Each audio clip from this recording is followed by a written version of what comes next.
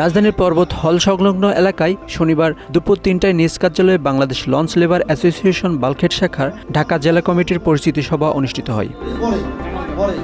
উক্ত পরিস্থিতি সভায় প্রধান অতিথি হিসেবে উপস্থিত ছিলেন Bangladesh launch labour association bulkhead শাখার ঢাকা জেলা কমিটির উপদেষ্টা মোহাম্মদ ফয়সাল আহমেদ।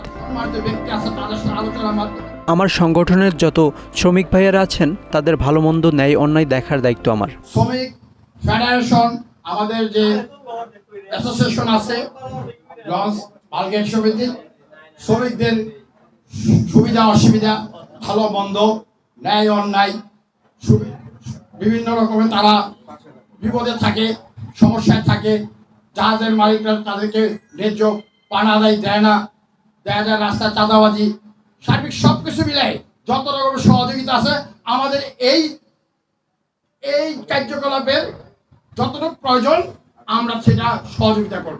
প্রধান অতিথি হিসেবে উপস্থিত ছিলেন মোহাম্মদ জামাল হোসেন, যুগ্ম সাধারণ সম্পাদক বাংলাদেশ নৌযান শ্রমিক ফেডারেশন ও Bangladesh launch labour association bulkhead শাখা ঢাকা জেলা কমিটি। উক্ত পরিস্থিতি সভায় জামাল হোসেন বলেন, বাংলাদেশ নৌযান শ্রমিক ফেডারেশন কোনো দলীয় সংগঠন না, তারা নিজস্ব ব্যানারে তারা কাজ করে এবং তাদের নেতৃত্বে তারা কাজ করে।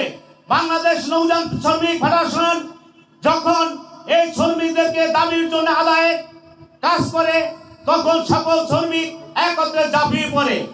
এভাবে দীর্ঘদিন 1965 সাল থেকে এখন পর্যন্ত কোনোভাবে কেউ দমিয়ে রাখতে পারে না, বহু চেষ্টা করছে না।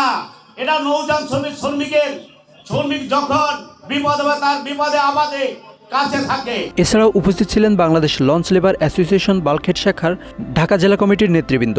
কেন্দ্রীয় পরিষদে যারা আছে বা নৌ মন্ত্রণালয়ে যারা আছে তাদের সাথে আপনারা অবগত হবেন, জাফলং থেকে ছাতক পর্যন্ত যাতে কোনো ধরনের চাঁদাবাজ যাতে আমাদের বাল্কহেড শ্রমিকদের উপর কোনো অত্যাচার না করতে পারে। Bangla affairs news desk.